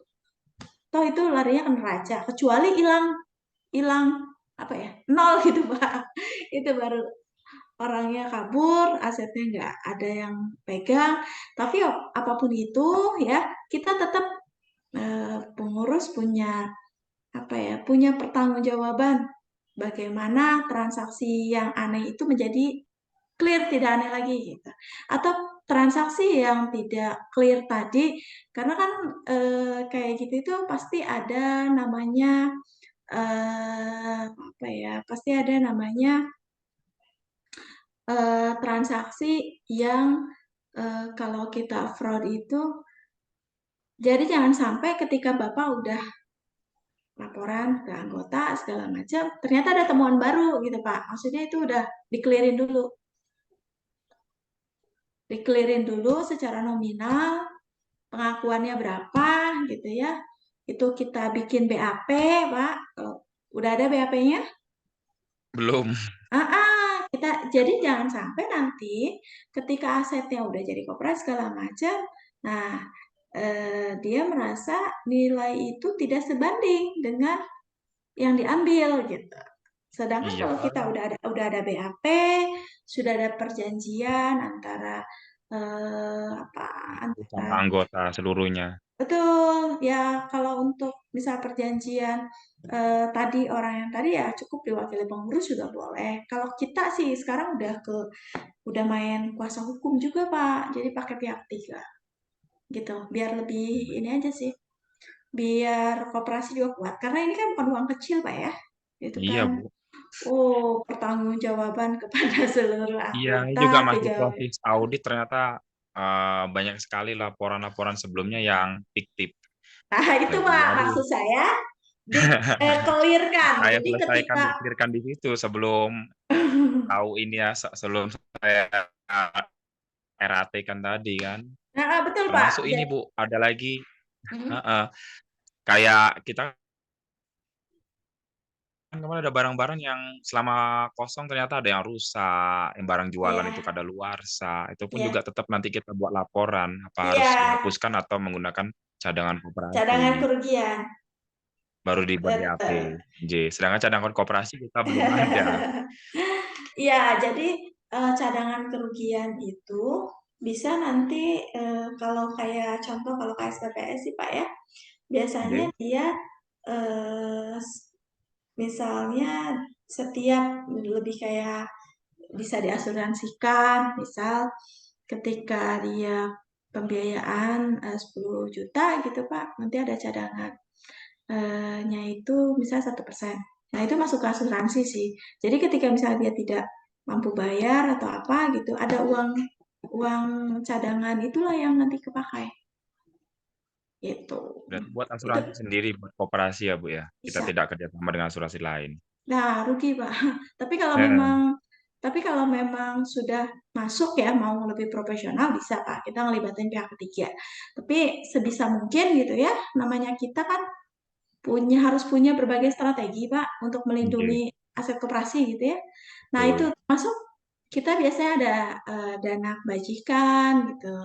Misal ada kenapa apa sih fungsinya dana kebajikan? Ketika pembiayaan itu misalnya kita ada dana kebajikan 50.000. Bayangkan Pak, 50.000 dikali 10.000 anggota berapa sih? Ya kan? Nah, itu Ya, bisa kita gunakan untuk anggota-anggota yang macet, ketika yang fakir miskin, ngapain sih kita sampai harus istilahnya sampai harus jadi bukan manusia lagi gitu ketika nagih, nggak perlu gitu. Nah, itu kan dana itu bisa kita pakai. Jadi untuk memanusiakan manusia, nah kita coba bikin kebijakan-kebijakan yang manusiawi, Pak. Gitu artinya, ya itu kan bagian dari strategi kita sebenarnya. Gitu. Cadangan kerugian, cadangan apa kayak penurunan nilai. Kalau Aktiva kan ada tuh PPAP, Pak. Jadi oh ketika iya. kita penghapusan Aktiva tuh PPAP-nya masih ada, gitu. Itu bagian-bagian jadi kan PPAP kan bisa jadi cadangan ya. Itu masuk Oke. bisa kita apa bisa kita dibuat dana-dana kalau nggak salah akunnya dia di utang ya, dititipan ya, dana titipan dia konsepnya. Nah, ketika kita mau penghapusan barang dagang atau ini, nah kita bisa ambil dari situ. Nah, itu bagian dari strategi. Biarin bukan karena gini, akun itu bisa menolong ketika kita permasalahan sudah semakin kompleks. Gitu. Tapi akun juga kan harus punya manfaat gitu kan. Itu sih. Oke. Yang penting mah kita koordinasi sama anggota. Bapak Ibu, kalau seandainya gitu ya, kita setiap ada pembiayaan sekian, terus kita ada dana uang bersama atau uang asuransi misal 50.000 setiap pembiayaan, buat nanti kalau ada saudara kita, tetangga kita, misal yang kesusahan atau yang meninggal, bagaimana kalau langsung kita hapuskan? Itu kan bisa, Pak. Daripada nanti menjadi apa itu menjadi ketika ini malah jadi macet, terus laporan kita juga jadi jelek karena semakin banyak orang yang ini gitu. Bagian bank saja punya banyak alternatif atau punya banyak lapisan manajemen risiko, Pak. Pertama, aset udah dijaminkan, asuransi segala macam kan, asuransi jiwa, udah asuransi utang segala macam gitu. Nah, itu bagian, belum dia di provisi yang 1%. Ada juga biaya administrasi. Itu kan bagian-bagian sebenarnya dari strategi aja. Gitu, Pak. Intinya nih buat Bapak, clearkan dulu berapa nominalnya, BAP-kan sesuai dengan kejadian ya. Tanda tangan, Oke. beliau tanda tangan, koperasi juga tanda tangan, pengurus koperasi juga tanda tangan. Nah, kalau anggota mungkin boleh nanti perwakilan aja atau pas rapat anggota bisa juga disampaikan nanti uang cadangan koperasi dikemanakan gitu ya. Kalau bisa dibantu dengan pihak tiga. Pihak tiganya kalau memang BAP ya berkaitan dengan tadi meskipun tidak harus ke ujung-ujung polisi nggak perlu, tapi minimal kita ada pihak ketiga yang sekiranya bisa menguatkan kita gitu. Nah, termasuk nanti ada revaluasi aset, ya, ada penilaian kembali aset sehingga Bapak ketika awal tahun itu sudah tidak mengenang masa lalu gitu. Jadi itu udah tutup buku. Jadi kita fokus masa depan aja gitu. Iya, Bu. Gitu, Pak. Mungkin cukup ya, Pak. Cukup, tugasnya masih banyak saya, Bu. Terima Semangat, Pak. kasih. Semangat. Tapi memang, Jadi, Pak, terima kasih banyak, Bu. Bapak waktu itu laporannya masih Excel ya, Pak? Sampai sekarang pun masih Excel, soalnya saya pun juga masih perbaiki. Kita mau pakai yang modern belum berani sebelum clear saya ini, BAP belum ini. Jadi kalau memang udah clear semua, baru nanti saya ganti yang ke modern, Bu, pakai aplikasi.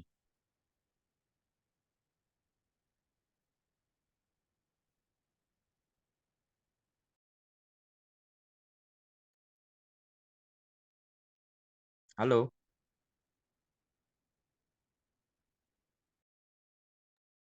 Halo, Bu? Ya, hilang lagi. Putus kayaknya. Iya, pakai itu aja Maya Accounting. Bisa kok. Ah, Untuk ah.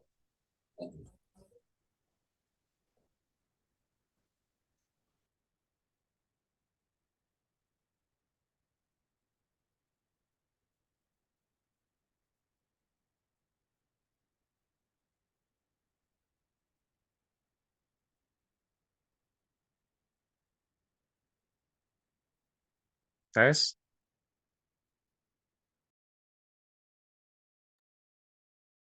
Baik, Pak, sepertinya Bu Andininya sedang mengalami gangguan sinyal. Akan saya coba menghubungi beliau kembali. Iya, ini kayak Bu Andi ini mati lampu kayak. Iya, bentar ya Bapak.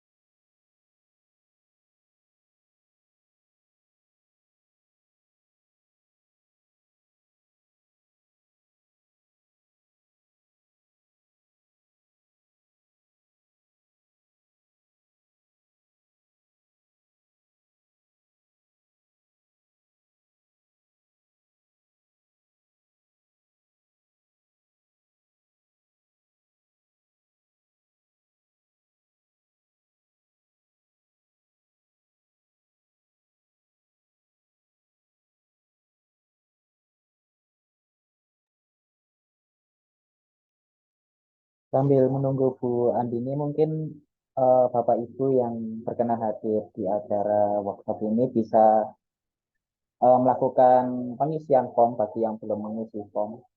Untuk linknya sudah saya taruh di chat Zoom ini.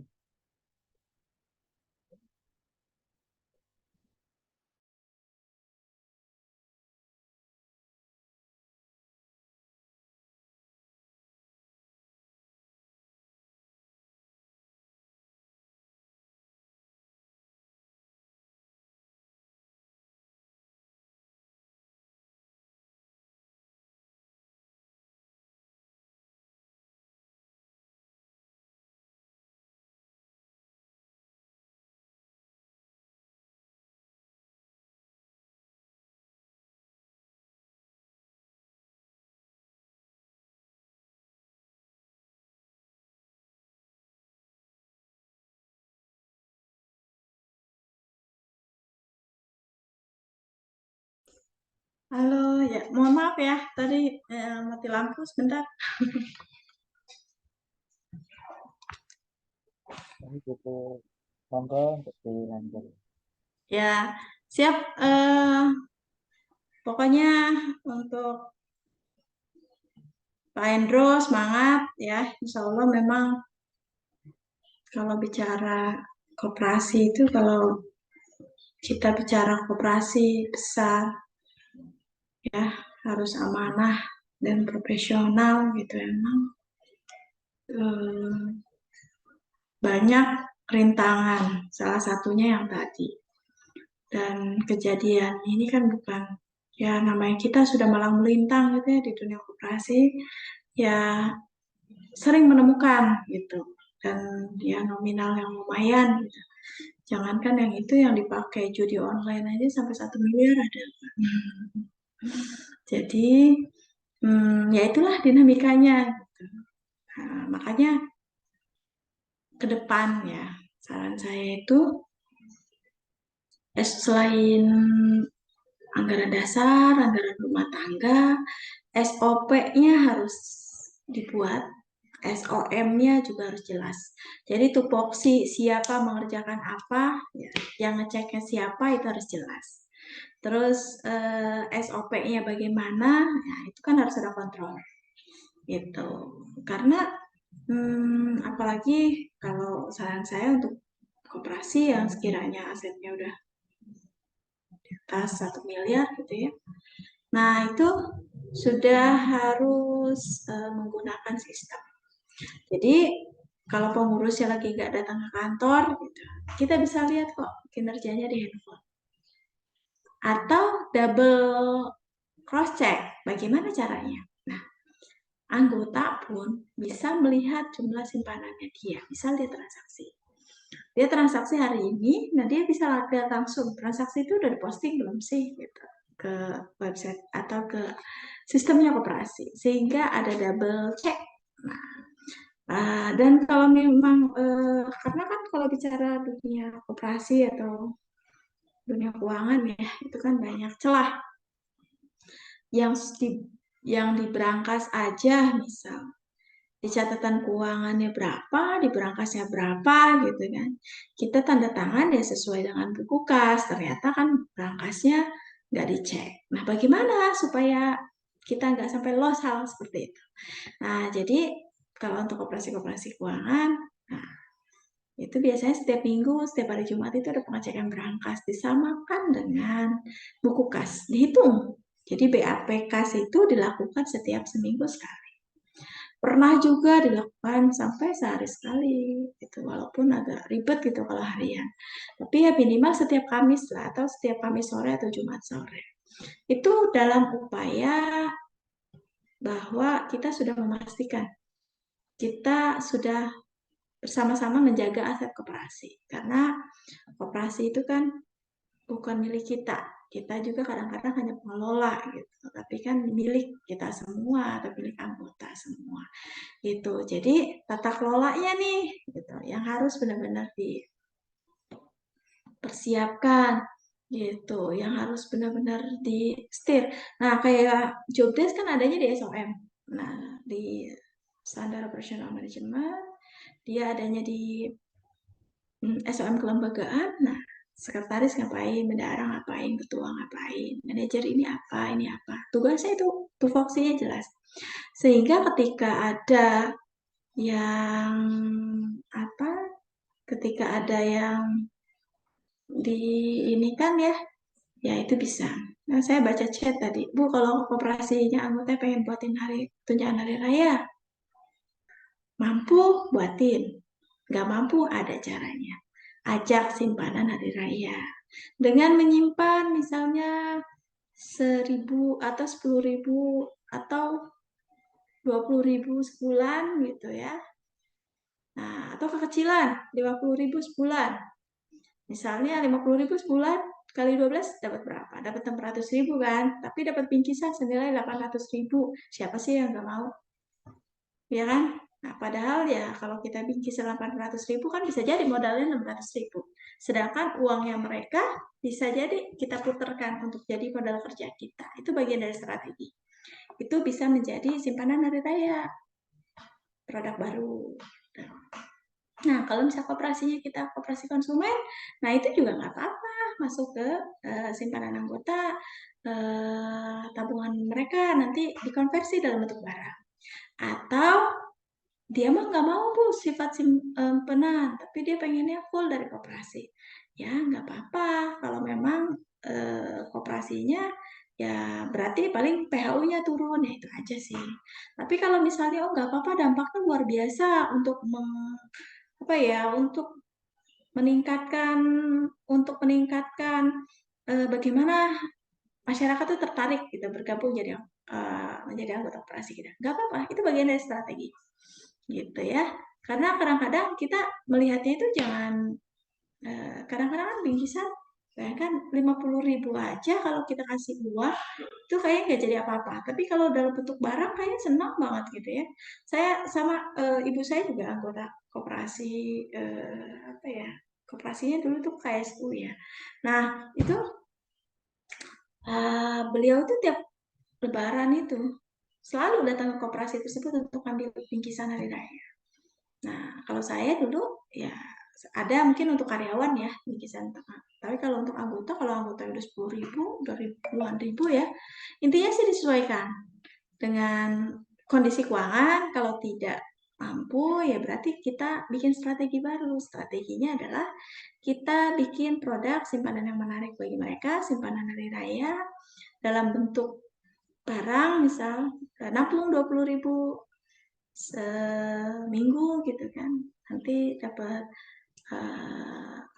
dapat daging 10 kilo ketika lebaran gitu ya, dibuat semenarik mungkin gitu, tinggal dihitung aja karena kalau itu keuntungannya dua, uang yang kita kumpulkan bisa kita putar menjadi modal kerja, dan yang kedua barangnya pun ketika kita jual kita untung karena kan senilai itu kan harga pokoknya berapa sih gitu, ya.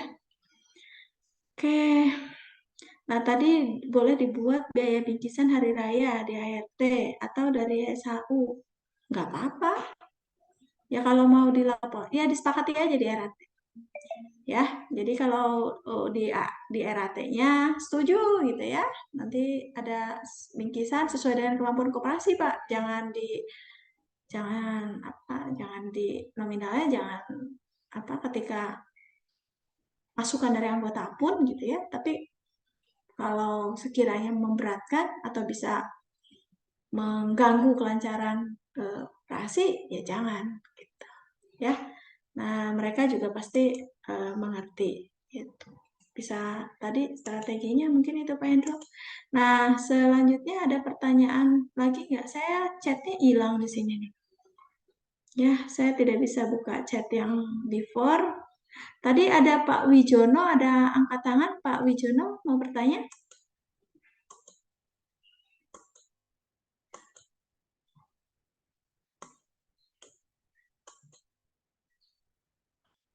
Nah, Pak Wijono tadi angkat tangan, tapi enggak ini ya. Iya. Oh iya. Oh iya Bapak, hapunten. Assalamualaikum. Waalaikumsalam warahmatullahi Bu Andini mohon izin Ya, sekedar siap. bantu yang Bapak tadi menanya dari Primkopat Malang ya. Halo Ya, Bu Pak. Andini. Ya, Iya. silakan Pak. Dari Bantuin. Primkopat. Dari Eh, Primkopat. Saya tadi tidak terlalu detail tanya koperasinya. Dia koperasi pegawai jadi Malang. Oh gitu. Enggak, kalau dari Primkopat itu mungkin tidak tidak operasionalnya karena ditutup, itu mungkin karena ada kebijakan dari pimpinan atau bagaimana, itu yang pertama. Yang kedua, kalau memang laporan keuangan sejak ditutup akan membuat laporan keuangan kembali, itu tentunya pedomannya laporan keuangan lama. Betul. Ya. Dan yang ketiga, apabila terjadi manipulasi oleh oknum yang sekarang ditahan, beliaunya menyerahkan aset, namun tidak begitu saja bisa diakui sebesar berapa M itu 3M, tapi perlu adanya suatu assessment. Iya, betul. Perlu adanya suatu assessment. Halo? Ya. Makanya tadi harus ada penilaian aset. Iya. Jadi perlu ada penilaian atas aset itu. Betul. Baru nanti berapa yang diakui di dalam aset tadi. Kalau memang yang dijaminkan itu tidak melebihi atau sama, nggak ada masalah. Tapi yang dikhawatirkan terjadinya suatu appraisal nantinya justru aset yang dijaminkan berkurang dari yang ditafsirkan. Betul. Nah, itu Bu Andini ya. Jadi betul Pak. kalau mau melaksanakan laporan keuangan baru, satu, patokannya ada pada laporan keuangan yang lama. Betul. Yang kedua, untuk revaluasi aset harus perlu dilakukan appraisal lebih dulu, Bu Andini. Betul. Dan itu Oke. juga harus melibatkan orang yang Iya. kompeten di situ. Jadi apa yang disampaikan oleh Bapak tadi benar, dan apa yang disarankan Bu Andini benar. Perlu pihak ketiga yang akan campur tangan ada di situ. Nah, pihak ketiga, entah siapa yang ditunjuk, nantinya akan menunjuk KAP. Betul. Nah, itu baru nanti laporan keuangan mereka akan sip lah. Nah, mungkin sekedar itu sementara masukan untuk membantu tadi Bapak yang menanyakan, Bu Andini. Terima Iya. kasih. Assalamualaikum. Waalaikumsalam. Terima kasih Pak Wijono. Terima kasih Pak. Iya, betul. Sami-sami. Iya. Karena itu tadi ketika kita mau membuat laporan keuangan yang baru pun pasti ada riwayatnya. Makanya tadi harus ada revaluasi aset, penyerahan secara administratif lah harus dibenerin gitu. Karena kalau administratifnya nanti ada keliru gitu ya, khawatir nanti malah akan menjadi masalah ke depan gitu. Baik, ada lagi? Mungkin satu penanya lagi, jika ada, udah 20.57.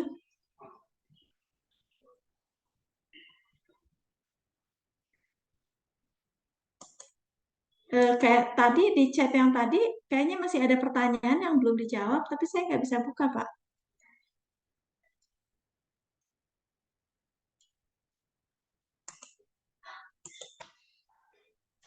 Bantu jawab. Untuk yang di chat tadi itu ketika saya lihat Bu Andini itu sudah terjawab insya Allah. Oke, siap. Oh, ternyata di sini banyak rekan pendamping koperasi, teman-teman saya juga di sini. Ada Mbak Nabila, hai. Ada Bu Enti nih, pendamping juga.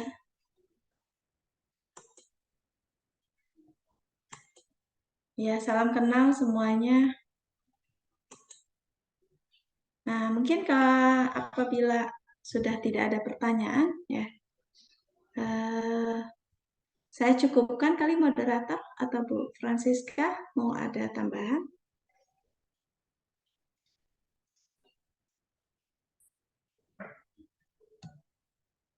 Ya, baik. Terima kasih Bu Andini telah berkenan untuk melakukan presentasi serta berbagi sharing tentang workshop akuntansi koperasi, serta pertanyaan dari Bapak Ibu juga menarik sehingga dapat